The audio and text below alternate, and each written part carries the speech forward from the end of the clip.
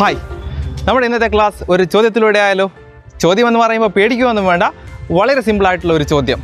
നിങ്ങൾക്കറിയാവുന്ന ഭൂമിശാസ്ത്ര ചിന്തകർ ആരെല്ലാം? നിങ്ങൾക്കറിയാവുന്ന ഭൂമിശാസ്ത്ര സ്കോളേഴ്സ് അല്ലെങ്കിൽ ചിന്തകർ ആരെല്ലാം? ഓർത്ത് വെക്കുക, നമുക്കൊരു സ്ഥലം വരെ പോകാനുണ്ട്. കം. അങ്ങനെ സ്ഥലമെത്തി. നിങ്ങളിപ്പോൾ വിചാരിക്കുന്നുണ്ടാവും, എന്താണാവോ ഇവിടെ? കാര്യമുണ്ട്. അതിനു മുമ്പ് ഞാൻ നിങ്ങളോടൊരു ചോദ്യം ചോദിച്ചിരുന്നു. എന്തായിരുന്നു ആ ചോദ്യം? നിങ്ങൾക്കറിയാവുന്ന ഭൂമിശാസ്ത്ര ചിന്തകർ ആരെല്ലാം? ഇനി ഞാൻ എന്താ ചെയ്യേണ്ടത്? നിങ്ങളുടെ മനസ്സൊന്ന് വായിക്കണം. നിങ്ങളുടെ മനസ്സിൽ കണ്ട ആളുകൾ ആരൊക്കെയാണെന്ന് ഞാൻ പറയണ്ടേ? നമുക്ക് നോക്കാം. ഓക്കെ, അതിൽ ആദ്യത്തേത് ആരായിരിക്കാം? ഇദ്ദേഹമായിരിക്കാം നിങ്ങൾ ആദ്യം ഓർത്ത വ്യക്തി, ഇറാത്തോസ്തനീസ്. ഭൂമിശാസ്ത്രം എന്ന് പറയുന്ന വാക്ക് ആദ്യമായി ഉപയോഗിച്ച വ്യക്തി. രണ്ടാമത്തെ ആൾ ആരായിരിക്കാം? Ellen C Temple. എത്ര സിമ്പിൾ ആണല്ലേ, എലൻ സി ടെമ്പിൾ. മൂന്നാമത്തെ ആൾ ആരായിരിക്കാം? ഇദ്ദേഹം അറിയാൻ സാധ്യതയില്ല, ഫെഡറിക് റാഡ്സൽ. ഫെഡറിക് റാഡ്സൽ, തെറി വിളിച്ചതല്ല കേട്ടാ, ഫെഡറിക് റാഡ്സൽ. ഇനി നാലാമത്തെ ആളെ കൂടി നമുക്ക് നോക്കാം, ഫിഡൽ ഡി പ്ലാഷെ. ഫിഡൽ ഡി പ്ലാഷെ ഓർത്ത് വെച്ചാൽ മതി കേട്ടോ, പേരാണ്. ഒരാളെ കൂടി നോക്കാം, ആരാണ്? Griffith Taylor. ടൈലർ എന്ന് ഓർത്ത് വെച്ചാൽ മതി, ഗ്രിഫിത്ത് ടൈലർ. ഇവരൊക്കെ ഭൂമിശാസ്ത്ര ചിന്തകരാണ്. ഇനി നമ്മുടെ പാഠം എന്തെന്നറിയണ്ടേ? ഇങ്ങോട്ട് നോക്കാം. നമ്മുടെ ആദ്യത്തെ പാഠത്തിന്റെ പേരെന്താണ്? Human geography, nature and scope. മാനവിക ഭൂമിശാസ്ത്രം, സ്വഭാവവും വ്യാപ്തിയും. സ്വാഭാവികമായ ഒരു ചോദ്യം നിങ്ങൾക്ക് മുമ്പിൽ ഉണ്ടാവും, എന്താണ് മാനവിക ഭൂമിശാസ്ത്രം? അതിനുള്ള ഉത്തരം നമുക്കൊന്ന് ചുറ്റുപാടിലോട്ടൊന്ന് കണ്ടുപിടിക്കാം. ഓക്കെ,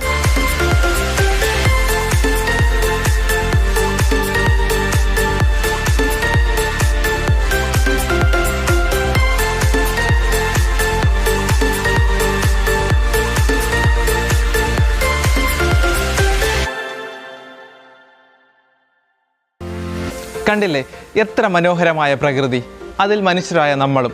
പ്രകൃതിക്കും മനുഷ്യനും കാലാകാലങ്ങളായി മാറ്റം സംഭവിച്ചുകൊണ്ടിരിക്കുന്നു എന്നുള്ളതാണ് സത്യം. നമ്മുടെ ചോദ്യത്തിലോട്ട് വരാം, എന്താണ് മാനവിക ഭൂമിശാസ്ത്രം? മനുഷ്യനും പ്രകൃതിയും തമ്മിലുള്ള ബന്ധത്തെക്കുറിച്ചുള്ള പഠനത്തെ നമുക്ക് മാനവിക ഭൂമിശാസ്ത്രം എന്ന് വിളിക്കാം.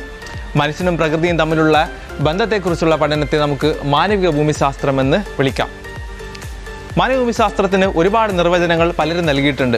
എലൻ സി ടെമ്പിൾ മാനവിക ഭൂമിശാസ്ത്രത്തിന് നൽകിയിട്ടുള്ള ഡെഫിനിഷൻ എന്ന് പറയുന്നത്, ചഞ്ചലമായ ഭൂമിയും വിശ്രമമില്ലാത്ത മനുഷ്യനും തമ്മിലുള്ള മാറുന്ന ബന്ധത്തെക്കുറിച്ചുള്ള പഠനമാണ് മാനവിക ഭൂമിശാസ്ത്രം. വലുത് മനസ്സിലായോ? മനസ്സിലായിട്ടില്ല? നോക്കാം, സിമ്പിളാണ്. ഒരു ഭാഗത്ത് എപ്പോഴും ഭൂമി കറങ്ങിക്കൊണ്ടിരിക്കുന്നു, മറുഭാഗത്ത് വിശ്രമമില്ലാത്ത മനുഷ്യനും.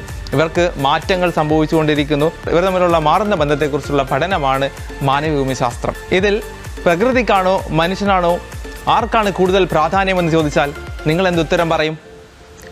എന്തുത്തരം പറയും?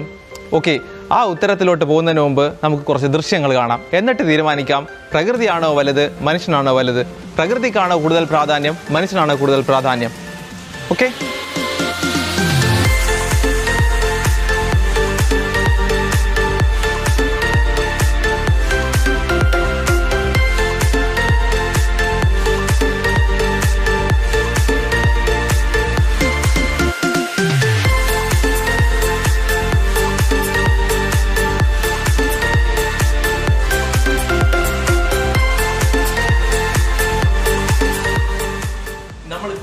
വീഡിയോകളിൽ ആരാണ് ഹീറോ എന്ന് ചോദിച്ചാൽ നിങ്ങൾ എന്ത് പറയും? പറഞ്ഞോളൂ, എന്ത് പറയും? യെസ്, ശരിയാണ്, അത് തന്നെ. ആരാണ് ഹീറോ എന്ന് ചോദിച്ചാൽ തീർച്ചയായും നമുക്ക് പറയാൻ പറ്റുന്നത് പ്രകൃതി തന്നെയാണ് ഇവിടെ ഹീറോ, അല്ലേ? ആ ഭൂകമ്പം സംഭവിക്കുന്ന വീഡിയോകളിൽ ഭൂകമ്പം ഉണ്ടാക്കുന്നു, ഒരുപാട് ആളുകൾ മരിക്കുന്നു, നമുക്കൊന്നും ചെയ്യാൻ പറ്റുന്നില്ല. അവിടെ ഹീറോ ആരാണ്? പ്രകൃതി തന്നെയാണ്. ശക്തമായ കൊടുങ്കാറ്റടിക്കുന്നു, നമുക്ക് നാശനഷ്ടങ്ങൾ ഉണ്ടാക്കുന്നു, ഇവിടെ ആരാണ് ഹീറോ? പ്രകൃതി തന്നെയാണ്. അമിതമായ ചൂടുള്ള മരുഭൂമി, നമുക്ക് താമസിക്കാൻ പറ്റുന്നില്ല, അവിടെ ആരാണ് ഹീറോ? പ്രകൃതി തന്നെയാണ് ഹീറോ. അപ്പോൾ പ്രകൃതിക്ക് കൂടുതൽ പ്രാധാന്യം കൊടുത്തുകൊണ്ട് മാനവിക ഭൂമിശാസ്ത്രത്തിൽ ഒരു സമീപനമുണ്ടായി, ഒരു ചിന്താധാരയുണ്ടായി. അതിനെ നമുക്ക് പാരിസ്ഥിതിക വിദ്യാവിശ്വാസം അല്ലെങ്കിൽ എൻവയോൺമെന്റൽ ഡിറ്റർമിനിസം എന്ന് വിളിക്കാം. അപ്പോൾ നമ്മൾ ഇന്ന് നോക്കാൻ പോകുന്നത് എന്താണ് പാരിസ്ഥിതിക വിദ്യാവിശ്വാസം അല്ലെങ്കിൽ എൻവയോൺമെന്റൽ ഡിറ്റർമിനിസം. നോക്കാം. പരിസ്ഥിതിക്ക് കൂടുതൽ പ്രാധാന്യം കൊടുത്തുകൊണ്ടുള്ള സമീപനത്തെ പാരിസ്ഥിതിക വിദ്യാവിശ്വാസം അല്ലെങ്കിൽ എൻവയോൺമെന്റൽ ഡിറ്റർമിനിസം എന്ന് വിളിക്കുന്നു. പ്രകൃതിയാണെല്ലാം. പ്രകൃതി ഒരുക്കുന്ന സാഹചര്യങ്ങൾക്കനുസരിച്ച് മാത്രം നമ്മൾ ജീവിക്കുന്നു. നമ്മുടെ ചിന്ത, നമ്മുടെ ശരീരഘടന, നമ്മുടെ ബുദ്ധിശക്തി, നമ്മുടെ സംസ്കാരം, നമ്മുടെ ചരിത്രം എല്ലാം ആശ്രയിച്ചിരിക്കുന്നത്, എല്ലാം രൂപം കൊള്ളുന്നത് നമ്മുടെ പരിസ്ഥിതിക്ക് അനുയോജ്യമായിട്ടാണ്, അല്ലെങ്കിൽ പരിസ്ഥിതി ഒരുക്കി തന്ന സാഹചര്യങ്ങൾക്കനുസരിച്ചിട്ടാണ്. ഒരു ഉദാഹരണം നമുക്ക് നോക്കാം. നിങ്ങൾ ഈ പരന്ന പ്രദേശത്ത് താമസിക്കുന്ന അല്ലെങ്കിൽ നിരപ്പായ പ്രദേശത്ത് താമസിക്കുന്ന ആളുകളുടെ ശരീരപ്രകൃതി നോക്കി അവർക്ക് ആരോഗ്യം കുറവായിരിക്കും. കാരണം പരന്ന സ്ഥലമായതുകൊണ്ട്, നിരപ്പായ സ്ഥലമായതുകൊണ്ട് വാഹനങ്ങളിലും മറ്റുമായിരിക്കും കൂടുതൽ യാത്ര ചെയ്യുക. അതേസമയം കുന്നിൻ പ്രദേശങ്ങൾ എടുത്തു നോക്ക്, അൺഡിലേറ്റിംഗ് ടോപ്പോഗ്രഫി ആയിട്ടുള്ള സ്ഥലങ്ങൾ എടുത്തു നോക്ക്, അവിടുത്തെ ആളുകളുടെ ശരീരഘടന ബലമുള്ളതും ദൃഢമുള്ളതുമായിരിക്കും. എന്തുകൊണ്ടാണ്?